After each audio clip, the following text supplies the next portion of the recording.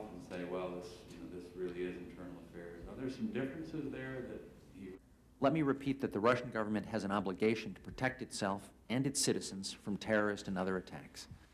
But this obligation does not and cannot justify indiscriminate attacks on civilians, the closing of borders to prevent civilians from fleeing, or other violations of human rights. How Russia resolves these issues, how it counters the insurgency, how it treats its own people, will determine what kind of country it will become and what kind of relationship we have with it. On this conflict and state our views as to what the United States was about doing business there, fostering democracy. Coming, and we're honored now to call to the panel, our second panel, Dr.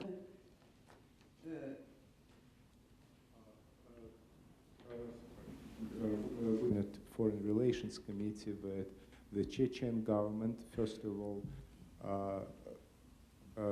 condemns the main cause of the Second Chechen War must be sought in particular features of the current Russian political scene. The first war was needed in order to re-elect President Yeltsin. This war is needed to raise the standing in the polls of the current Prime Minister, Vladimir Putin, whom President Yeltsin has publicly endorsed as his chosen successor. The maternity hospital signaled the second, even more savage phase of the war.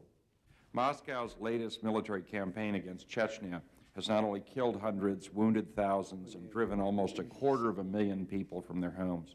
It has created a humanitarian and political crisis beyond the capacity of the current Russian government to cope. Moreover, and still more disturbingly, the Russian authorities' continuing police actions and media attacks against ethnic Chechens and other North Caucasians living across the Russian Federation not only has led to the physical expulsion of many of these people from Russian cities, it has also, and this is important for us, broken the taboo against government-sponsored attacks on individuals in Russia because of their ethnic ties, thus opening the door to attacks against other minority groups in that country. Different from other things, but I have heard now, for example, that South Korea